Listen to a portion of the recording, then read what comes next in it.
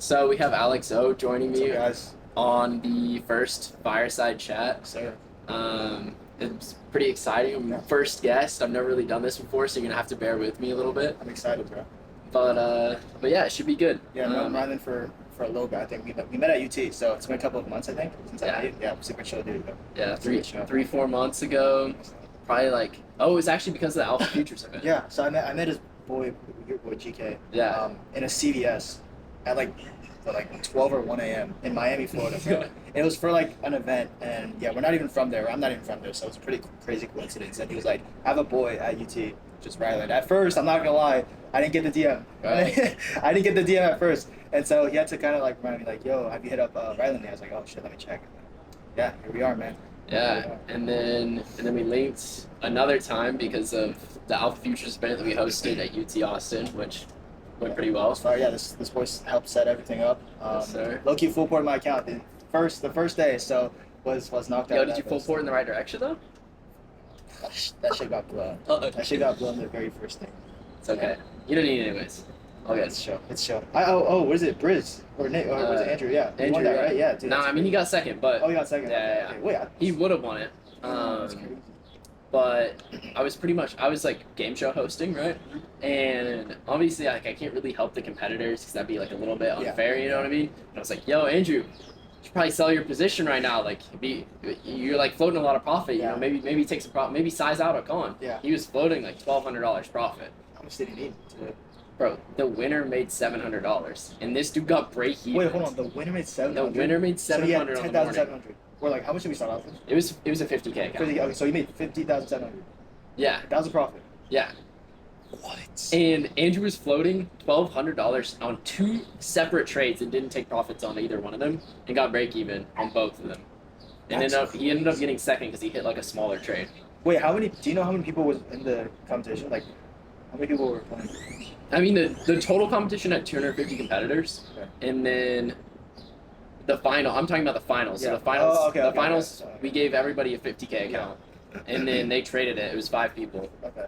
and Andrew totally could have won it. I was trying to hint at him, sell it, bro. How much was on the line? The prize money? $10,000. Yeah. So 10K was on the line, bro. Yeah, That's crazy. and he faded his TV twice, bro. Yeah. It sucks. So what do you get? Did you get a few accounts or? I got to give him $2,500. Oh, okay. So it was pretty good. Yeah. I mean, still made some money, Still but yeah, it's still good. yeah, it's crazy. It's nice. It's nice. All right, let's talk a little bit about I don't know, I want to hear about how you grew up, like what that looks like, if you think that really affected you getting into trading at all. Yeah. Well, as you can probably fucking see too, I'm Asian. I grew up in like a pretty traditional Korean household. It's like Korean school, so I'm pretty tapped in with my culture, I'd say. But I grew up in Ohio, so it's a complete different kind of polar opposite, right? I think I was one of the few Asians there in my town. I lived in Mason, Ohio.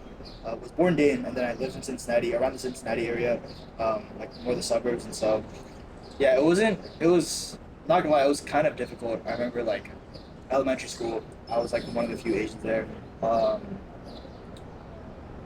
So yeah, I mean, I wouldn't say I got along pretty well because I was in sports at a young age. But the crazy part is because I played football growing up. Yeah. And like they would not believe me when I said I played football. Like I remember at recess they'd be playing like football like on the playground at recess. I was like, yo, can I play? I was like, yo, like you don't play football. I was like, damn, what the fuck?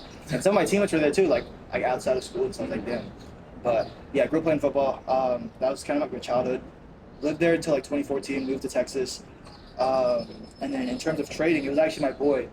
In high school, he was trading options. He was up like 15K. I was like, dude, what the fuck? Put me on. Yeah, put me on, bro. I'm trying to, you know what I mean? Like, and a big reason why I started, because I tried everything. I tried drop shipping. I had my own like jewelry store in like middle school. I made like $200 off of that. Oh yeah, like ecom. Yeah, store? Okay, yeah, kind of. But like, I didn't drop ship. Like, Okay, I bought yeah. it from like some random ass store or something. But, Yeah. like, yeah. But yeah, I mean, the main reason why I was so like around like internet money, I guess, was for my parents. Like, I always tell people when they ask me why I decided to start trading, I'm always gonna say my parents. Like, they immigrated from Korea to America to build a life for me and my brother. Like, I'm not gonna, I don't come on the internet and say like I had a rough childhood. Like, I had a really good childhood. Like, my parents were both supportive. I had a roof over my head, food, clothes, everything, and so I was like, I feel like that was kind of selfish for me to take everything that my parents had given me, like built up from the ground up, immigrating to America. So like, yeah, I gotta find a way to make money, kind kind of not quicker, but the ceiling's just a lot higher with internet money, and so I decided to stick with trading, and worked out. Going decently. Yeah. Hopefully we can scale, but yeah, that's the main goal, just to get back to my parents and retire them in the future. Yeah. So you said you played football whenever you were younger. Yeah. Like, how long did you play for? I think I played for like, it wasn't too long, 4 years. I stopped. I switched over to basketball, which is the worst sport I could have fucking picked. I'm like a solid 5'7" on a good day. On a good day, I'm 5'7". Yeah. I picked the worst sport I could play. I mean, I played basketball entire middle school, and then like end of elementary. I stopped freshman year of high school. Okay. And then I got into debate. Yeah, I was. That was your next like sport. Yeah, I guess. Kind of thing? Yeah, I was kind of on both sides. It was a good like switch because I'd be around athletes and they're kind of they're fucking rowdy and everything. Yeah. Locker room shit like, and then I went to debate. Everyone's super locked in, like they're all smart politics, dudes, super smart, and That's so good. it was a good like different perspective. Yeah. You know what I mean? I think it really helped my public speaking as well because I'd have to just come up with speeches on the dot. I'd have to talk for 7 minutes with like 30 minutes of preparation at some point. Yeah. So I hated it at first because I grew up playing sports, you know what I mean? Like, I remember when I got cut, I was crying. I was like, dude, I've played sports my entire life. Like, kind of like, who am I now? You know what I mean? So I got into debate, and I fucked with it. And yeah, it was just it was kind of like a refresh. Yeah. I guess. So you say you've always been like a kind of a competitive person. Yeah, for sure. Okay. I didn't grow up like athletically gifted, you know what I mean? So I remember like we built a basketball court in our backyard. Like we bought concrete, like me, my dad, my brother, we bought like concrete plates so we could replace the grass. And then we bought an entire basketball like hoop. And then I would just grind like all day. I remember one time I was crying because I was so ass at basketball, like in 4th grade. I remember it. So 3rd to 4th grade, I was grinding basketball. That's where I think I just developed my skills the most. So, yeah, I always like was the type like if I felt like I was the worst on a team, if I felt like I was holding somebody down, I hated that shit. So, yeah. Can never stand being like average either. Like you just wanted to try to be the best at everything. Just get up there. So there you go. I mean, do you think that that's probably played a role in like why you got into trading and why you like it so much? No, for sure. I think it played a bigger role in why I stuck with it. You know what I mean? Like a lot of people can get into trading, but like sticking through it and trusting yourself, I think competitiveness and wanting to stick out helps a lot. Yeah, for sure. What about you? Grew up playing sports, or I know you cheer now, so that's pretty sick. Yeah. So I guess my quick background. I guess nobody on YouTube even knows me, so it's probably good that I do a background. I did soccer for 10 years probably. Oh, shit. And then I stopped playing soccer in like middle school ish. And I had been doing trampoline for a little bit, like a year or two of trampoline, like, mostly backyard stuff, but I went to a gym and trained like gymnastics style trampoline. And then I went like full into that for the next like 2-3 years, and I ended up winning nationals in 2019. So that was kind of like, I got up there in terms of like where I was based on age group. That's how I won nationals. And I was, realistically, I was pretty fucking good. I don't want to toot my own horn or anything, but like a lot of my friends now are like competing for like spots at the World Championships and like the Olympics and shit. Like I have a friend that literally went to the Olympics and like. Did he play for the USA? Yeah, he was on Team USA. So I was like, I'm not saying I would be there, but will say that like. Was that your goal growing up, the Olympics? I mean, at one point, yeah, and then I got injured. I had a stress fracture in my tibia. And that was just from like the excessive amount of jumping and force. Yeah. And then I got out of my boot. I was like in a boot for like 8 weeks. I got out of the boot, and then it happened again. And I was like, okay, it just kept coming back up. So I wasn't able to continue with trampoline. That was really sad. Like I remember I called my coach, and I was like crying on the phone. I was like, dude, I can't do it anymore. Like it's it really bummed me out. Yeah. But because of that, I got into bodybuilding. So that was like my next step. I did that for like 4 years, competed in a bodybuilding show. And during that time, I also coached trampoline. Okay. So that's one of the cool things is like I got to coach an athlete that placed in the top 3 at an international event. Really? That's pretty cool. What age group? He was 15 at the time. Nice. So that was pretty cool. And then now I'm on the UT cheer team. So I guess I can say I'm a D1 athlete now. And you be trading too. And I'll be trading. That's the both worlds. Yes, sir. Yeah. I think you have to have a good balance to be a good trader. Yeah. I think a lot of the times, especially whenever you start up, you get like really obsessed with it, and you don't really have that like balance in your life anymore. Like you're like obsessed with the charts. Were you ever like in that phase at all? No, for sure. I mean, I'm a sophomore right now, but entirety of last year, freshman year of college, I transferred in. So I was at San Antonio last year. We're in Austin right now. And yeah, last year, bro, you could ask the friends I hang out with right now. Like, I wouldn't go out at all, bro. Wake up at 6. I have an entire schedule. I had an entire schedule on my Excel sheet, just to follow it every single day. And at least like 4 to 6 hours I just dedicate to trading, including like just waking up on time. And so, yeah, I definitely struggled a little bit with balance and just having like more of a social life last year. And that's also what's good about college. Like, all people are like, yo, drop out, or like, when you drop. I mean, I feel like whenever I blow like 5 accounts or some shit, but like I need something else to do to take my mind off it. So talking to you, talking to some of my boys, definitely helps. Just having like a social life and a balance outside of the charts, it's definitely important. So, yeah, no, for sure. I mean, trading can be super tough on the mental sometimes. Sure. So like, was that around when you got into trading? Was like freshman year, or was it before that? It was right before freshman year of college. Okay, cool. So summer of going into freshman year of college, that's when I kind of just looked at it and decided I wanted to get into it. You talked to your high school friend about options, and then what brought you from like options to futures? Well, I never traded, so I started with Forex. Okay. Went into options. Never did options. I started with Forex with TJR, bro. TJR, okay, if y'all remember TJR, like 3 years ago, I'd say. Yeah, like 2, 3 years ago, he was just Forex, straight Forex. USD, JPY. Yeah, GBP, all that shit. And so I picked up with Forex. I did that for like 5 months, I'd say. Saw no progress in it at all, and then he made the switch to futures. I was like, what the fuck is futures? Like, I've never heard of that before. But yeah, I made the switch from there. Started trading the NASDAQ futures contracts, and yeah, it's a lot better than Forex, in my opinion. So, a lot better than Forex. A lot better. How early in did you make the switch from Forex to futures? Like 6 months in to trading Forex. Yeah, 5 or 6 months in. So it wasn't too long. So you were in your freshman year already? Yeah, like I think it was January of 2025. Okay. So January, February. So you've been trading futures at this point for a year, like 2 months, 3 months? Yeah. Nice. Okay, cool. So like, put yourself in your shoes whenever you were just switching to futures in January.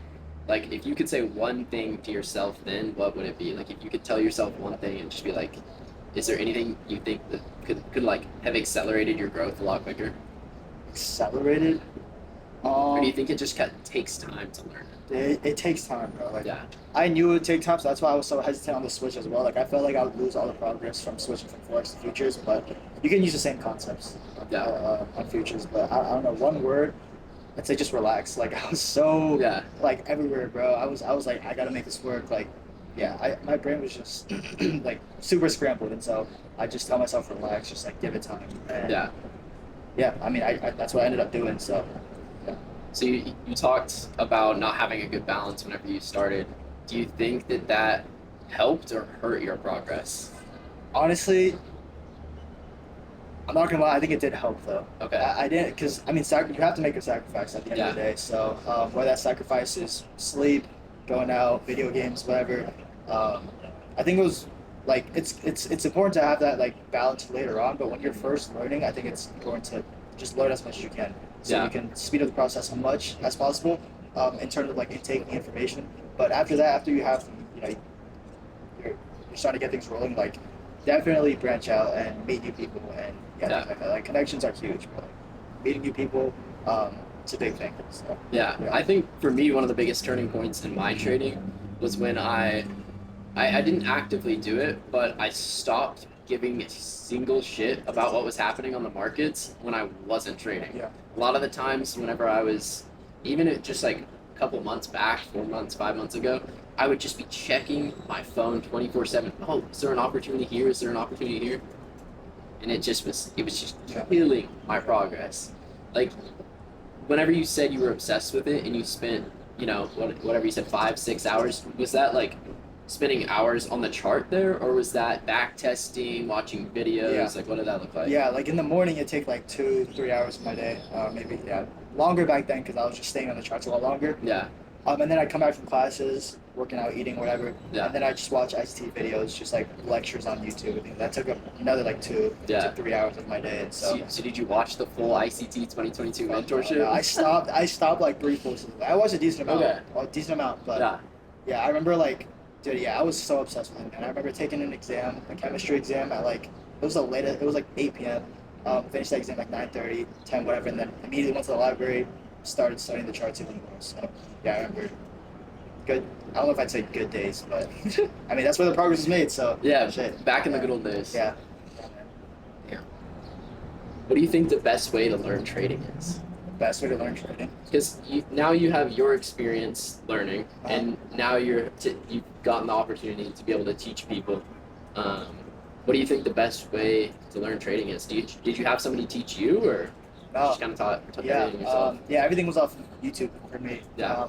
I definitely think it's a slower process doing that, just because you make more mistakes. I mean, obviously, if you had a mentor, he's gonna teach you. Like you're able to cut some of the steps, but I don't think there's a fast way to learn trade. Like, have you heard like it's the slowest way to make fast money? I think that's like the most slowest get rich quick. Slowest get rich quick scheme or whatever. And so I think although it did take a little bit of time, I don't think I would have changed it. I think all the mistakes that I made and everything that I had to learn, it was good in the long run. I'm not saying I'm the perfect trader now. Like I still make mistakes. There's still things I have to work on, but I think learning those things earlier on, just on my own, like made me have to acknowledge those mistakes like directly. I couldn't just ignore it. Like I had to face it head on. So I don't think there's like a fast or like a best way to learn trading. That's what I would say. Yeah. What about you? I mean, the primary reason I asked that is because I'm teaching one of my friends right now. Not like I'm not mentoring him or anything crazy. He's not paying me. But he's just one of my homies. And first thing I did was I sent him PB Trading's mech model boot camp or whatever it's called. ICT for Dummies. Yeah. Shout out PB Trading. If you guys are watching this and you have no experience in futures at all, go watch that series. It's genuinely like really good. It's like 11 episodes. Or go to Alex's mentorship. Sorry, my bad. No, you're good. Need to plug the mentorship. Patty's probably better. Yeah. But I sent him that. He watched the whole videos, and usually like whenever somebody says, I'm sure you've had this experience too. They're like, bro, put me on. And you're just like, it's probably not even worth my time. You know, 99% of people don't stick with it. Yeah. I mean, whenever somebody asks me that, first, I don't recommend trading to anyone. Like, especially my friends. I'm not gonna say this, but like I've had a friend that wants to get into trading. I kind of like walked him through all the steps. He took out 10K in payouts, and then eventually lost. Damn. And that's just how it is sometimes. Like if you get into it without a strong foundation, like in the long run, it's not really sustainable. And so, took a pretty heavy mental toll on him. So I don't want to put my friends through that again. And so honestly, and then the people online who ask me, I'll either like actually teach them, or I'll just say go watch the TGR's boot camp. Like I want to know that they're consistent first before I can even begin, because I'm not going to waste my time teaching somebody who's not going to stick to it. You know what I mean? And teaching the basics themselves were kind of a waste of time. Exactly. I want to have you know the basics before you get into everything that I want to teach you. So, So like, what do you focus most on whenever you're teaching somebody? Like, do you focus most on like mechanical stuff, or do you focus on psychology? Yeah. So I mean, a good part of both. I think a big part of what I like to teach is discretion as well. I think discretion is a huge part in the market. Not a lot of people talk about it because it's not as easy to teach. It's not as easy to teach. It's definitely harder to. It's a lot harder to teach, and so I'll give them an entire mechanical model, because you need a mechanical model to trade in the first place. And then psychology, we have tons of lessons on psychology, but discretion. Whenever an A+ setup doesn't work out, most of the times it just comes to how the candles are forming, or like the timing of it all, and that just all plays into discretion. So that's something that I attempt to teach, or try my best to teach them. How's that gone so far, teaching some kind of discretionary thing? Because, I mean, this is a personal question. These guys might not even be interested in it, but my model that I have been developing over the past, 2 months with GK, me and GK's model, I guess, we trade very similarly now. It's almost entirely discretionary. In terms of mechanical shit, GK has one specific mechanical thing that he's looking for. For me, I trade using ICT and order flow combined, and I trade commodities, not NASDAQ, so it's just completely out of the window in terms of like using your typical mechanical model. And me and GK were talking about it, and we were like, I don't know how we would ever teach this. Like this is an incredible model, but because it's so discretionary, I feel like it'd be almost impossible to teach. Like, what are your thoughts on that? I think the best thing that you can do, or what I kind of make sure before I can teach the discretionary parts, is to learn like at least some of the concepts, like to have those concepts grounded. Because you can't have discretion without some sort of concepts to go off of. And so discretion does come with time. It comes with the person learning and just staying on the charts. Experiencing the market. But if you don't know what like a ICT concept like order flow is, you can't.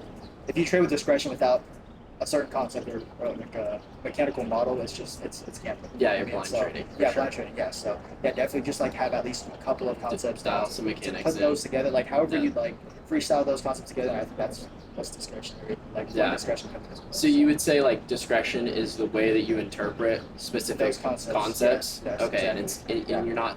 So your version of discretion is not just, oh, I'm seeing this. It's like a pattern in the market. You're saying your version of discretion, or what you would say discretion is how you interpret certain confluences. Yes. Okay. Cool. Interesting. Yeah. Yeah. No, that makes sense. So, I know I said we weren't going to talk about trading at all, but do you trade, or like not talk about specific mechanics at all, but do you trade the exact same way that you did whenever you were learning? No. Or did you develop your own strategy over time? Did you learn somebody else's? Like, what did that look like for you? At first I traded super closely to like the unicorn model. I don't know if you've heard of it. It's similar to the 2022 ICT model. Okay. It works. Obviously it works, but I think over time, there's a lot of times where I just missed setups, or some of them wouldn't play just because I was purely pattern trading. Like I was sticking so stubbornly to that model. Yeah. And I'd see things play out that if I just added, or if I just took one thing out of the model, then I would have had a lot better of a win rate. Yeah. And so that's what I mean by like it depends on the person in terms of discretion, because you have to see things for yourself based off the model that you first choose. And so it's definitely not the same as when I first started, but it just kind of like tweaked over time into something of my own, I guess. So, okay, nice. Yeah. And you trade in Qs exclusively? Yeah, just NASDAQ. Sometimes I've traded gold a couple of times in Asia whenever I want to pass like an eval or something. But on my fundeds, I'll stick to New York and Q. So, okay, nice. I've written down here. Okay. What habits or routines are non-negotiable for your performance? Like, is there anything that you do nowadays that you would? It's almost you couldn't trade without doing this thing first. Do you have a morning routine? Yeah. As much as I don't like to admit it, I've kind of strayed away from it. Recently. But showering in the morning was a big thing for me, bro. Especially when I first started out. I don't know. It just gave me because I always showered in the morning, even before trading, just to wake myself up, and it just gave me a clear mind, clear conscience before I actually start trading. And so that was a pretty strong non-negotiable at the start.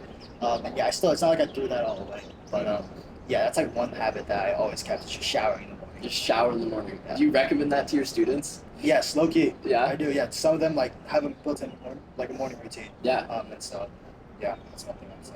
Nice. All right, we're gonna touch on psychology a little bit now. This is like probably the most important thing in trading, at least in my opinion. I don't know if you agree with me. But like, how do you handle a bad day in trading? Let's say you got a 5 stack of evals, you really wanted to pass them, and then boom, fully just stopped out. Something bad happens, you blew the accounts. Like, what are you doing? Honestly, bro, just buy 10 more and go until. I'm kidding. No, sometimes it do be like that. Sometimes that does happen. But the best thing you could do, on the props that I trade, most of them have a lockout feature. Yeah. So I'll just log myself out if I have like a bad day on an account. But if I end up blowing accounts, if I don't end up buying more, that's why I'm in college. Like I'll go outside, take a walk on campus. Just get away from the computer, bro. As much it's super hard just to close your laptop or turn off your PC. But I think that's a big thing that helps. Just walking away from the computer, taking a walk, or doing something else on the trade. Yeah. No, for sure. Yeah. Like. Alright, do you think trading has made you a better or worse person in life, like as a whole? Like, do you think it has changed you, or do you think you're like kind of the same person that you were before? Because like I feel like a lot of people, like you see online, somebody like there, there's just like a different. People say like you're almost like a different person once you become like once you cross that threshold, you become like a profitable trader. You've learned all these lessons. Like, do you think it's changed you as a person going through that process? I think it changed me when I first started out. Definitely changed me into a more disciplined person. Yeah. Like I said, like I was not going out doing any of that. Talked to zero girls, by the way. Absolutely zero. Just on my own. Do we need to drop a girls mentorship at some point? Okay, low-key, I'm gonna have to take it from you, bro. Okay, From I got you. like overall, I wouldn't say it's changed me. I'd say it's changed for the better, I guess. Yeah. But I don't think there's a monumental change. Like honestly, Yeah.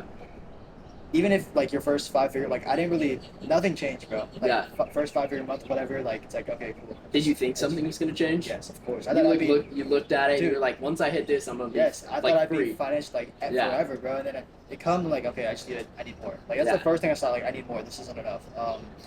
So I'd say the biggest thing that changed though is my like relationship with money. For Yeah. sure. That's the biggest and that's For better or worse? worse. Way worse. Way worse, Yeah. dude. No, It's I feel so bad, same bro. same way. So bad. Because whenever you see the P&L just pop up on the screen, I feel like it just destroys it's bad. your whole concept of what money even is. Exactly. Like we'll have times I'm sure you can relate. We'll have times where like we're floating in profit and Yeah. it's just not enough. And Yeah. you see 500 to even $100 on the floor, you're gonna pick it up. Yeah, Obviously, and you're just 100%. walking away from that, risking your entire account balance. Yeah. So it's super dumb, but I mean, it just comes with trading. Yeah. Honestly. So, Last night I was floating $400 per account, Yeah. and if I would have taken profits there, I would have secured a max payout on the accounts, and I didn't take profits because I thought, I was like, oh, So we're enough. totally gonna draw higher. Like, if I do this, my buffer will be even bigger. Like, I'll be able to take another payout right afterwards. Next thing I know, I get break even on the trade, and it's just like, it's crazy because you tell 6 months ago me, you were floating $400 on a trade, and you had max payout if you would have taken those profits. 10 times out of 10, this dude is emotionally trading that or emotionally closing that trade, absolutely securing that money, and it's completely different. It's bad. Yeah, I mean, I've heard stories from because I have some friends in the trading space as well. They've told me some stories. They're super well off, but I mean, some of the things that they've told me, like the account balances that they've blown, is insane. Like, I mean, the biggest account balance I've blown is 10K. Like, Wow. 10K balance on 5 accounts. So That's crazy. 25K payout. Yeah. I needed one more winning day. And you blew it? Do that shit. Wow. Everything, all of it. And I've blown another 11K, 10K payout. Yeah. Not proud to admit it, but It's part of it, right? It's part of it. So you gotta learn to move on. Yeah, a lot of people don't really want to talk about those losses. I mean, I don't really like talking about when I do some dumbass shit. So it's good to I don't know, get it out there and tell people like it really does happen. Yeah, it's good. One of my homies, I taught him pretty much how to trade. He was about to take his first payout 2 months in, and right as soon as he was 1 day away from a payout, blew the shit out of his account. I was like, dude, that happens to everybody. Every single person gets 1 day away from payout and blows it. Like, it just happens. You gotta get through it. You're good. Like, next account, you'll take the payout. And it was crazy how quickly he got there. I think just because he had a good support system around him. I think that's something that I don't know if you had a bunch of friends that were you could get into trading with, but I think that's the biggest thing that has helped that group. I'm kind of teaching a little group of people, and they all have accountability partners, and we all post our wins and losses, and everybody's just there for one another. I think that helps a lot. Did you have anything like that? Yeah, I mean that's one thing that I didn't have. When I said I was on my own, I was just completely. You weren't in any bro. Discord servers, nothing. None, Damn. just my own. Because I started Discord as well, but. Yeah, no, parents didn't know, brother didn't know, friends didn't know, and so it'd be hard telling them too. Yo, I gotta go to sleep. Why the fuck? It's Thursday. Let's go out. Let's do something. Yeah. Nah, man, I gotta wake up at 8:30. I gotta wake up hella early. Yeah, before that, yeah. I woke up mad early, bro. But damn. Yeah, it was all on my own. Which is something I wish I had had people to trade with and to take losses with and wins, and so. Yeah. No, I mean, I think that's super important. If anybody's watching this and you're getting into trading, join a Discord. Make friends with people, connections at least. I mean, connections in any space will get you further than pretty much anything else. But connections in trading, if you meet the right people, and they're like truly genuine people, they'll help you 10 times more than any mentor can help you if you're truly close with somebody. All right, the last thing I wanted to touch on is what personal traits do you think has made you like such a good trader? Personal traits. Like, what do you think separates you from like the average person that gets into trading? Do you think there's anything specific that Like about me really as a helps person? you? Yeah. Honestly, I think like more of my identity being like firstborn child. Like I'm the oldest sibling. Mhm. I have a younger brother, firstborn child of immigrant parents. I think I always think back to them whenever I head into the markets or when I was unprofitable. Like Yeah. ever felt like quitting. I think that was like my big why and a motive as to why I kept going. Yeah. I think that's a big differentiating factor. Like if you guys have something to go off of, like a way to find your why as to why you should continue to keep going despite losing or despite the obstacles you face, finding your why as to why you should stay consistent with anything, I think is the biggest separating factor from like you and me. You know what I mean? Because I'm sure you had your own reasons as to why you should continue like trading or say bodybuilding or anything like that. 100%. That's actually the first thing I told my bodybuilding coach. I told him, hey, I think I'm gonna do a bodybuilding show. He was like, you know, Rylan, this might be genuinely the most physically challenging thing you ever do in your entire life, and mentally challenging too. Yeah. And he goes, before you decide that you want to do a bodybuilding show, I want you to do something for me. He sent me this sheet and to fill out. It's like homework, and the first thing on there, it was like write an entire paragraph about what your why is. Yeah. And if you can't answer this question, I'm not gonna let you do a bodybuilding show. And obviously I ended up doing the show, but that why every time I would say something about how it's getting really tough, like I don't know if I can do an hour of cardio today. He would just be like, he would literally send me the paragraph of what my why was. I was like, okay, fair enough, bro. Yeah. I mean, that's a great way to do it. So yeah, that's the biggest. I mean, I'd say that's the biggest thing I've learned. Yeah. Is how important your why is as to like just living in general. Like if you 100%. don't have a strong enough why, there's nothing to build off of. Yeah. So, Yeah. Well, it's getting hot out here. Yeah. I'm sweating. I don't know if y'all can see, but sweat's on my forehead. Yeah. We're dying out I'm here. sweating. Yeah. Alex, it was great talking to you, man. I really appreciate you coming on here. I mean, you're my first guest on this, so. We'll run it back again. Yeah. Give it a little bit longer. We'll run it back in a full podcast studio next time. Yeah, All right. But yeah, thank you guys for watching. Tune in for the next one. It's probably gonna be GK Trades. Okay.